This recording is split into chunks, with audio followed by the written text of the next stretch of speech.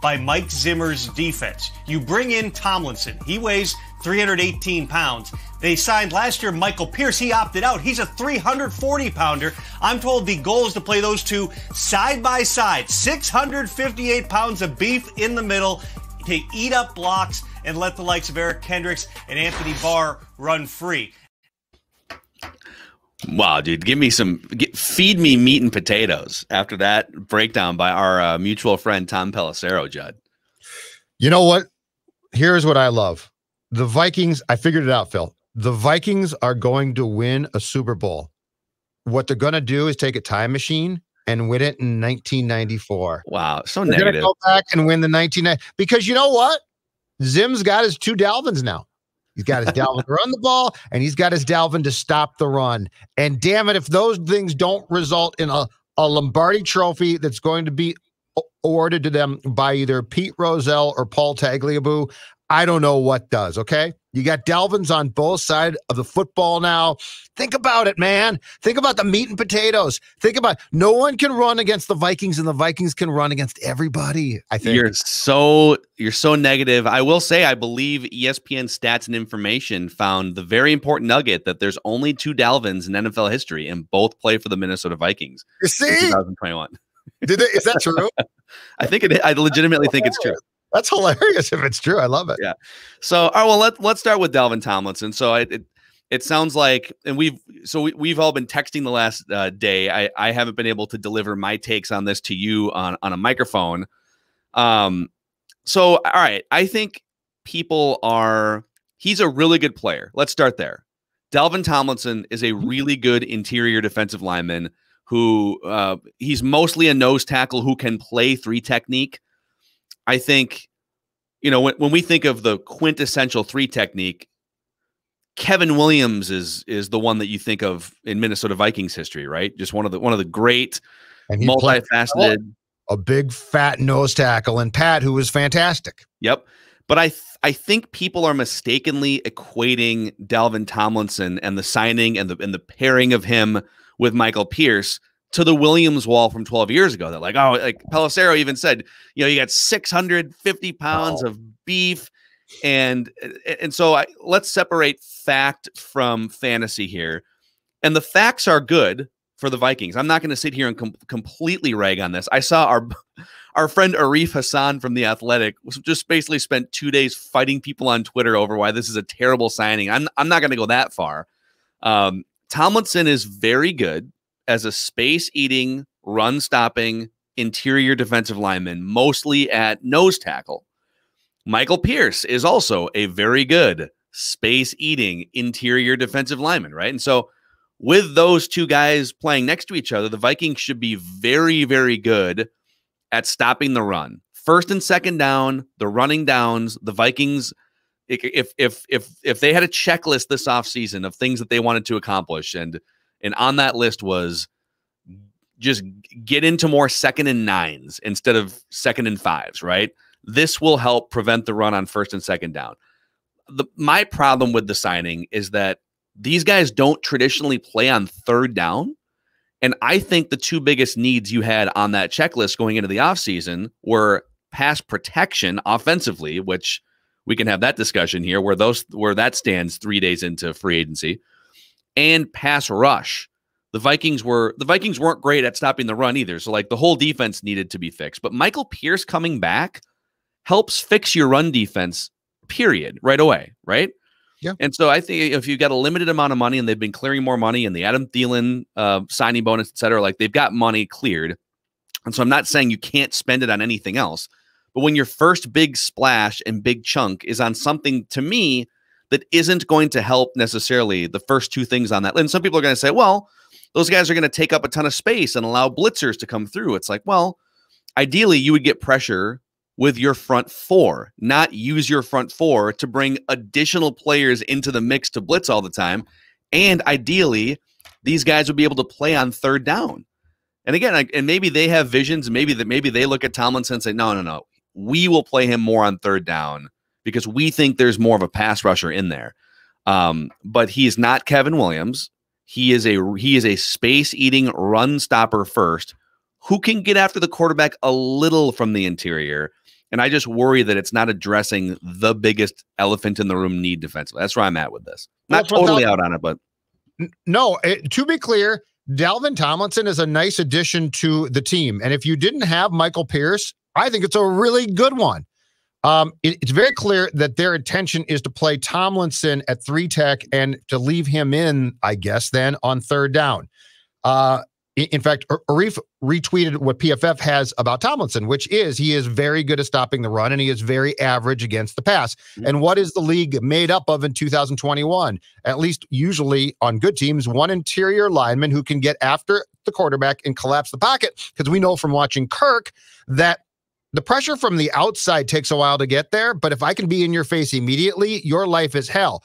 So I guess my first point about Tomlinson is, can you make him into a rushing presence who is going to get to the quarterback quickly? Because if we're literally talking about 2 nose tackle types clogging up the middle of the line, I'm not joking. We're talking about 1995. That's what that is. And it was great back then. And I love fat guys. Heck, I'm a fat guy these days myself. But that was, going on 30 years ago. Now, you brought up something that we didn't discuss too much yesterday on Purple Daily when I was talking to Declan about Tomlinson, and that's this one. So let's say that your intention is we got 2 guys who are going to eat a ton of space. So on certain passing downs, we can get pressure from our linebackers. Does that mean you intend to let Anthony Barr consistently rush? Because you have never done that so far, and he has not proven it to be a strength. So I guess my next question is, if this is setting up to allow a pass rush from elsewhere or some blitzes, are you really going to be committed to doing that? The only thing I told Declan, and if Zimmer is forced to do this, it's a good thing, Phil. The only thing that this could signify to me is, are you going to get creative and unveil what you did in the playoff game against the Saints, when for the first and only time consistently, Hunter and Griffin moved inside and provided pressure on passing downs, and it actually worked great. The game plan was fantastic, but you've never committed to doing that full time. Yeah. So there are some questions here about what your intentions are as far as the line goes. But I like Dalvin Tomlinson. I think it's a good signing as far as a quality player goes. As far as what your needs are, here's my greatest fear. Zim, in classic Zim fashion, reacts on I think a very small, that one game can't happen again level. And I think what he saw was Christmas Day against the Saints. And I think he said, no one is ever going to run for that many yards against me again.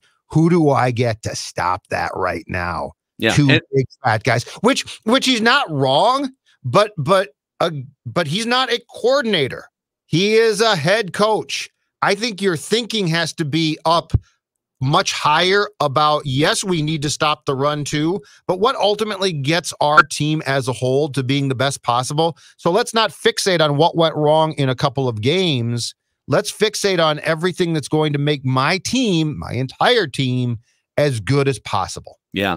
Also worth noting, I don't know if it was sort of a zero sum, either this guy or this guy, but it kind of feels like Tomlinson was their plan C, because they went after Carl Lawson and they whiffed, right? And he signed for like $15 million a year, which, that's, I think you're seeing a lot of the top guys at their position are going to get the big money.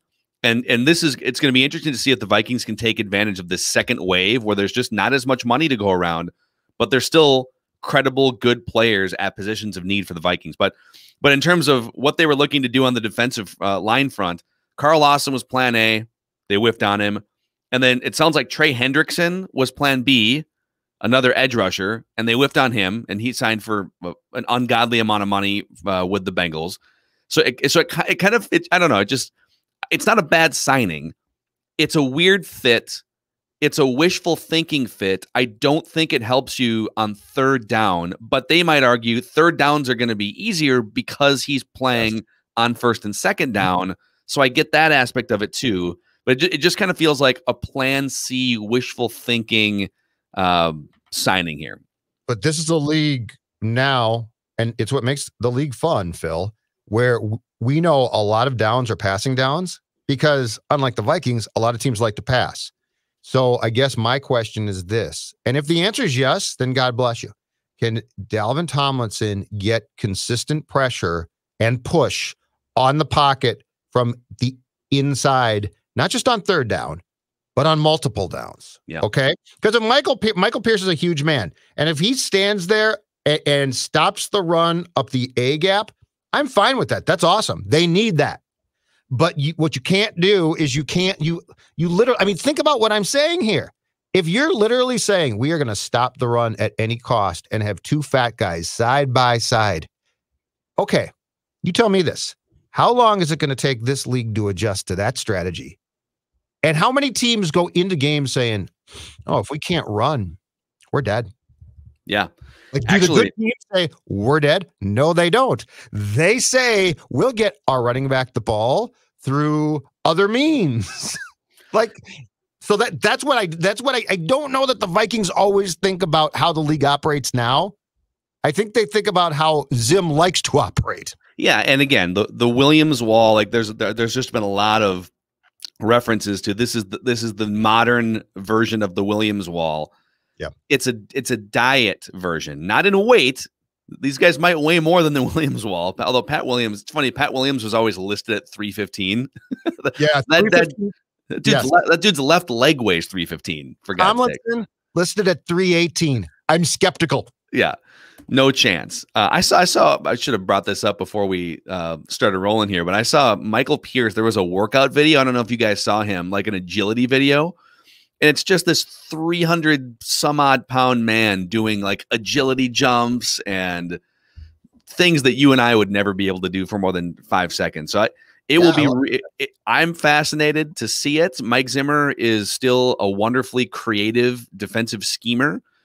And I think, again, getting him tools that he feels comfortable with, as long as he's your coach, you're committed to him. I think it's important. But at the same time, I just don't know if this addresses their most pressing needs necessarily. Here's another interesting detail about the Tomlinson contract, according to The Athletic, the New York Giants beat reporter from The Athletic. He said this morning, the Vikings added 3 void years to lower the cap hits on Dalvin Tomlinson's contract and to ensure that his cap hit is only $6 million this year. Yeah. And so because of this is all very complicated cap speak. It's a 2-year contract with like $20 million guaranteed out of the $22 million or something. And then there's some incentives in there for sacks. So anyways, it's a contract designed to have a lower cap hit this year so that they can go out and sign other free agents. But the salary cap is fake. It's kind of fake, but here's where it's not fake. There's going to be $7.5 million in dead money to the cap in 2023 after Tomlinson's off the roster. So this is very much an all-in this year or next year move as the Vikings look to stack dead money on a player that likely won't be. Maybe they resign him, but like that dead money could be on the salary cap for a Vikings team that doesn't have Dalvin Tomlinson in 2 years because let's just deal with it later, right? That's their mindset right now. The good news is by 23, the cap might be huge. Who knows at that point? But yeah, it looks like the majority of the details that are coming out on contracts right now that were agreed to on Monday, almost every team is doing this. So no one can afford to or wants to take a huge cap hit for 21. So they're deferring it out, blah, blah. It's confusing as hell. But as far as needs go, yeah. So according to Chad Graff, his Twitter account today, the Vikings are still in on O-line. I hope so. The left side of their O-line is empty right now. Secondary, and then what I have heard, reckless speculation. The Vikings are not surprisingly, and this is Zimmer again, the Vikings are not surprisingly in still on defensive linemen. And in fact, there's about 3 or 4 teams, including the Eagles, who need to get to the cap by 3 p.m. today and aren't there yet. So they have to, in some way, shed salary. And we're talking about some pretty good players who teams don't want to trade. And so the Vikings are in talks about possibly going after a defensive end that way. Okay. So, and I do buy, look, I don't agree with it, but I do buy completely that the head coach's complete vision is on one thing right now, and that's defense, and it's up front. It just is. I don't know how, short of him being gone, I don't know how to explain this away because, again, the left side of your offensive line with Reef gone now is empty. And we can talk about, well, they'll get people. Don't worry about it. Well, that's how you get Dakota Dozier. Yeah, we'll get a guy. We'll go to Kmart. We'll find a guy. So there's a big difference between we'll find somebody, calm down, and we found somebody who can actually play there. And this is Kirk Cousins' blind side. And the longer this goes at left tackle, I'm becoming more and more convinced there's a very good chance Brian O'Neill is your opening day left tackle and somebody else playing right tackle. Do we think the Orlando Brown trade thing is dead? No, I don't think it's dead. And here's what I think it might be the case, because things are so fluid right now as far as guys being signed, blah, blah, blah. If Brown remains available, which he does, keep in mind, Trent Williams got traded at the draft last year, not this time of year. So I guess won't be completely shocked if there is a trade of Orlando Brown Jr. to somebody, if it happens more towards the draft too. And look, if you get him, game changer to me. Yeah. Interesting. And by the way, cheap plug again, daily Vikings discussions, entertainment on Purple Daily too. We're doing deep dives into all this stuff and more. So be sure to check us out on Purple Daily if you aren't already. Apple, Spotify, SKOR North app, and also YouTube. Before we jump into our Write That Down predictions for the week, gentlemen, and AJ, this is your Write That Down debut, right?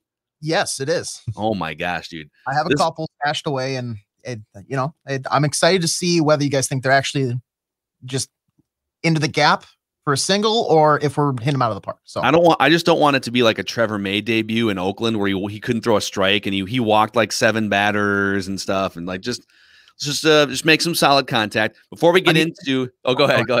I'm either going to be Tony Gwynn in his prime, or I'm going to be Chris Davis in his less than prime. So Chris Davis, which one? The guy that just got traded to Texas, or the guy that stunk in Baltimore? I'll go with Baltimore though. Gentlemen. So PXG Minneapolis is a golfer's paradise. I've got sort of this is my only green clothing item for St. Patrick's Day today. PXG is a golfer's paradise, and right now they are stocked with PXG's newest goodies. The Gen 4 golf clubs have landed. These drivers, fairways, hybrids, irons are PXG's flagship clubs, hands down the best performing sticks PXG has ever made, which is saying something. So if you want amazing clubs, amazing apparel, visit PXG Minneapolis in Southdale Center and find out more at pxg.com/Minneapolis. Also, if you are listening to us or watching us on a broken down phone, tablet, or laptop, well, maybe it's time to break down and get a new one. You don't have to break the bank, however, because Wamatech, a local company, is a trusted supplier of pre-owned cell phones, tablets, and laptops. And you can find, because they source pre-owned devices directly and pass the savings on to you, you can find a replacement for that broken down device. Buy, sell, trade in, whatever you need. Wamatech, local and online at wamatech.com. That's WAMATEK.com. AJ, let's hit it. Write that down. Yeah, most sports talking heads make predictions, then hope you forget about how wrong they were. But not Mackey and Judd. Write this down. This is the big leagues, where we own our terrible predictions. Write that down. And keep track of each other's batting averages. It's Write That Down. Write it down. You like writing things down. With Mackey and Judd. All right, boys. Let's get it. We are the only show in America, ×2 now, because we do football predictions on Purple Daily. The only show in America that actually keeps track of our predictions, holds each other accountable. Here's how it works. 3 predictions from everybody each week. They must be quantifiable.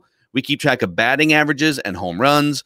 And if you want to be so usually we have listener guest predictors on. This week, we just have a million things happening, and we had some scheduling conflicts, and Declan is out the next couple days. So we're no guest listener predictors this week. AJ is going to be predicting on behalf of the guest listeners, making his debut today. So you can, if you want to be part of the show, just send a DM to me at Phil Mackey or at Dex's Tweets on Twitter, and we'll get you in the mix.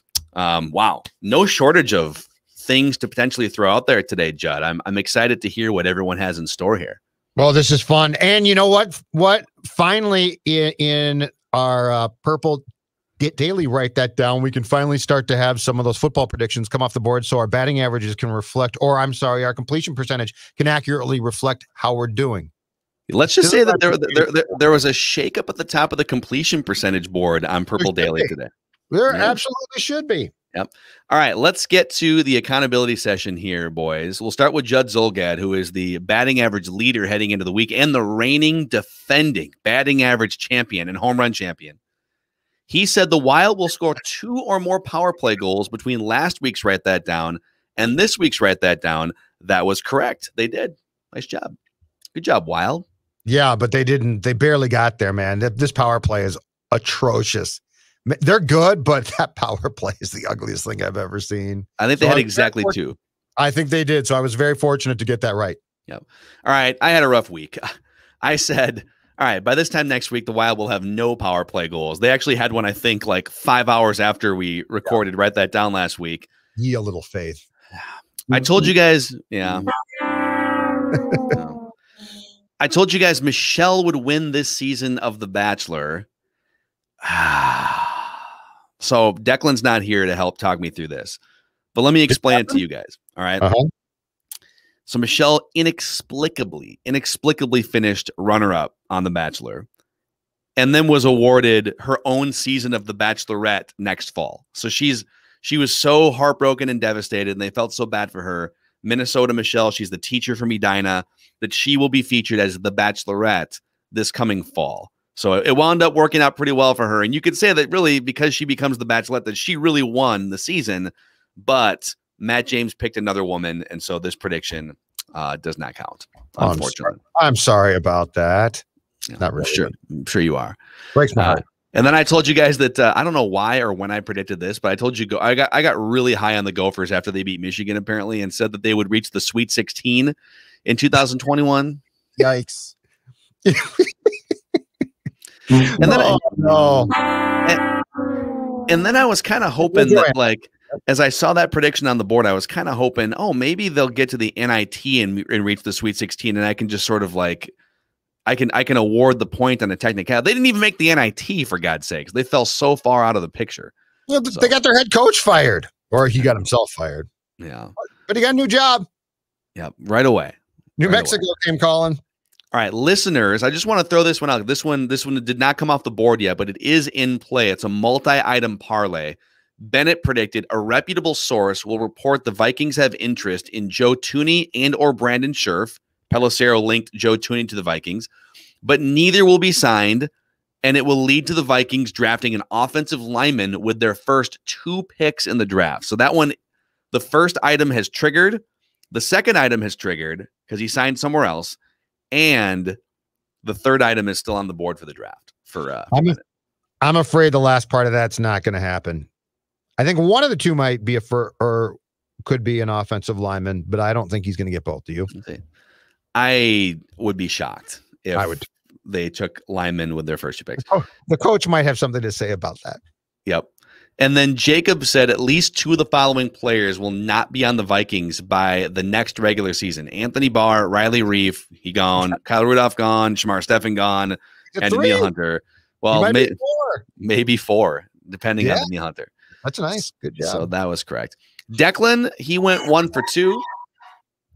Declan said the Wild will win at least 3 of their next 4 games. They did. He also said that one of the 3 remaining Bachelor contestants will voluntarily leave the show before it ends. That did not happen. They were all systematically eliminated by Matt James himself, just devastating the hearts of women everywhere. And so these are the statistics here. Judd Zulgad up to 500. Oh, somebody's hot. With a home run. Declan at 429 with a home run. I'm at 286 with no home runs. Listeners at 158 with no home runs. All-time stats, Judd, 152 hits. That leads everyone. 9 home runs. I have 116 hits, but a league-leading 10 home runs in my career. The listeners have 91 hits and 9 home runs, and Declan has 43 hits and 3 home runs. So here's how this is going to work. It's just the 3 of us today. It's Mackey, Judd, and AJ.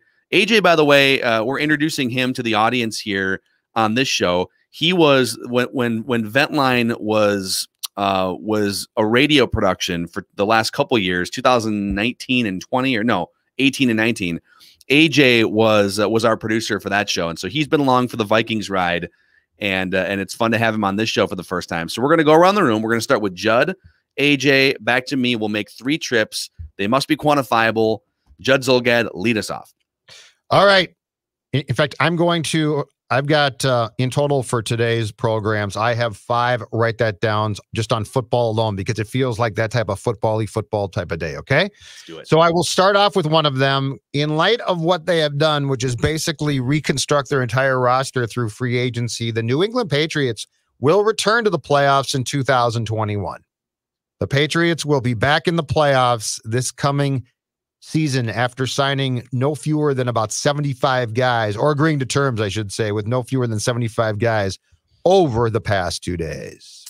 Love it. Love it. Yeah, Bill Belichick usually just kind of chills the first week of free agency. And this year he's like, all right, I ain't getting any younger, and this team ain't getting any better unless we sign some guys. So exactly.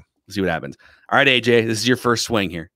All right. So I'm going to leave some of the football ones to Purple Daily. So I'm going to start off with the Wild. They're going to win 3 of their 4 next games, at least. Okay. They got 2 against the Ducks. I think those are lock-ins. And then they're on the road against Colorado. They've been struggling, but they're starting to get people somewhat healthy. Maybe a split there, but 3 of the 4, I would say lock it in.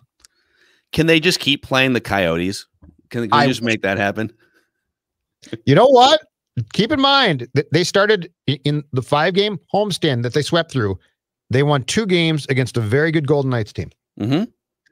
This is the power play is atrocious, but the goaltending is good. It's a nice team. 5-on-5. They're fantastic. I am very impressed. I am very impressed that after taking my advice and blowing up that locker room, that they finally come to a place where they are a damn good team and they're fun to watch. Yep. All right. Write this down. Rick Pitino has now brought his 5th team to the NCAA tournament, Iona. Yep. Write this down. The 15-seeded Iona, whatever their nickname is, coached by Rick Pitino. Gales. The Gales? The Iona Gales. Okay. The Iona Gales will upset 2-seed Alabama in the first round of the NCAA tournament. Oh, I love it. It's a home run. Love it. Yep. That's good. Rick Pitino. I can see it, though. All right, back to Judd. All right. Jose Barrios will have the lowest ERA among Twin starters this season. Not opening day starter Kenta Maeda. Jose Barrios will have the lowest ERA among the Twin starters this season. And I probably should say that's with qualified innings pitched too. I was going to say, if he goes out and... Yeah, no, but if some slappy comes up and starts as an opener, and you know, does well and ends the year with a 0.000 ERA, he wouldn't qualify. So I'm saying qualified innings pitched starters. So the actual rotation itself. Okay. Fair enough. To flesh that out. I feel like every year we've just been like, it's always the same with him, where he's really good and we're just waiting for him to get to that Cy Young level. He's got the stuff and he's shown flashes at times. He's flirted with no hitters, right? So maybe this is it. Maybe this is the year. I think as the clear cut 2, he's better off now. Yeah, he can get a little. Being the ace is basically gone now, right? Yes. So I think that's going to help Jose Barrios' cause. Yep. All right, back to AJ. Your second prediction. This kind of piggybacks off yours, Phil. But I have a top 5 seed is going to be upset in March Madness in the first round, and then you'll see something on social media. I'm going to be specific by saying somebody with like a blue check mark, somebody's verified, that Duke could have beaten whatever team upsetting. So if Zion tweets that, does that count? I would say so. Because it would probably be a former Duke player who's in the NBA now or something who's ticked off they didn't make it. Yeah. Okay. I'll let that go. So that's fair. Yeah. Somebody who's a top 5 seed will get upset, and then somebody who's verified on Twitter will say that Duke could have beat the team that was, a 12 seed or higher. I love it. And it's true. Like it opens the debate about, okay, why do we need some of these ragtag schools, and why not just put Duke in, even though they're down this year? All right. My second prediction. I really believe in Fitz magic, man. I am a Ryan Fitzpatrick guy. I love the fact that you can just pick him up for $10 million every year. Like, he's just available for $10 million. I'm sure he'd love to make 25 or 30 and sign a long-term deal, but that ship has sort of sailed for him. He's just the hired gun every year. So write this down. Ryan Fitzpatrick will start at least 10 games for Washington this year, and Washington will win that division. So what I really want to say is, like, this is a genius strategy by Washington as they're in quarterback transition mode. Yep. They have the freedom to draft someone if they want to. They can wait till next year if they feel like the draft didn't fall the way that they wanted it to. Like, he just gives you ultimate flexibility for not very much money, and it allows you to sort of build a better roster or draft a quarterback and sit him like Miami did. And then he's always just sort of there as a good guy in the room to teach. He never gets mad when he gets a little bit disappointed and sad when you bench him for the young quarterback, but then he like comes back like a pro. Like I love it. I love it. And he should. He's making millions of dollars to be Fitzmagic, man. It's one of the greatest things of all time. Yep. It's a great gig. All right, Judd, your final prediction. All right, my final prediction for this week, off of Phil's, I will say that the Washington NFL team will not win the NFC East in 2021. In fact, I'm going back to the well. It will be the Dallas Cowboys. The Dallas Cowboys and Dak Prescott will be. I was so disappointed and perplexed by how horse bleep they were for much of 2020. And I don't think Mike McCarthy's that bad a coach. And I think Dallas has talent. I think they're going to rebound, and I think they are going to win the division, and I'll even say above 500 record. Okay. Wow. They're not going to be 8 and wait, it'd be 8 and now. 8 and 9. Your math is close. No, but you can't be 8 and 8 now, right? Because they're going up to 17 games. So yeah, anyway, you could be 8 and 1. Yeah, I was trying to think of what would be, but it's all changed. I really hate math. All right. All right, back to AJ. Dallas. I'm gonna go. So I'm not the biggest Timberwolves guy, but I have been just loving Anthony Edwards so far. He's kind of been coming into his game. I like his personality. He's good for the team. He's awesome. I think he's probably going to score at least 30 points in one of the next 3 games. So they have 3 games between now and next. Write that down. I'm going to say in one of those games, he's scoring at least 30 points. He had a career high 34 2 games ago. He's going to repeat that and maybe more. I love it. And my final prediction is also a Wolves prediction. I was going to make an Edwards prediction. I'm just going to go with this though. The Wolves have 2 games against Phoenix and 1 game against Oklahoma City between now and next week's. Write that down. The Wolves will win 2 of 3 of those games. The Wolves will win 2 out of the next 3. I think even though they wound up losing it down the stretch last night and getting sort of blown out in the fourth quarter, like they were hanging tough again. Ant Edwards, ever since, and it's like a 4-game sample, but whatever Chris Finch told him during the All-Star break about efficiency and getting to the hoop, he's gone from shooting 3 of 15 every single night to at least being like, closer to 50% and sometimes over 50%, which is huge. Shots and make 8 of them, right? So they're going to win 2 of their next 3 before next week's. Write that down. All right. And those are the predictions. AJ, how do you feel about your first ever write that down session? I feel pretty confident, I would say. I think the Wild are going to give me at least a guaranteed hit on the board. The other 2 are a little up for grabs. Edwards could come close. I don't know about the the March Madness one with Duke. That one's a little out there, but I think the Wild are going to get me on the board. Yeah. What was your training regimen going into your first ever write that down session? I want pretty much what it sounds like. I wanted to get something that was maybe out there, but would maybe give me a hit. Something that was maybe off the wall. And then just kind of looking around and seeing what players are hot. That's where Anthony Edwards comes in. I like it. Very solid. Good sound strategy there from AJ Fredrickson, debuting on Write That Down. Declan gets a week off of what will most likely be probably incorrect Bachelor predictions, quite frankly. But we'll get him back in the mix next week. And that's a wrap on today's episode of Mackey and Judd. Write That Down predictions every Wednesday on both Mackey and Judd and Purple Daily. And we will see you guys tomorrow for what should be a very juicy, reckless speculation Thursday with our friend Darren Doogie Wolfson. We'll get a scoop session in the mix. Happy St. Paddy's Day.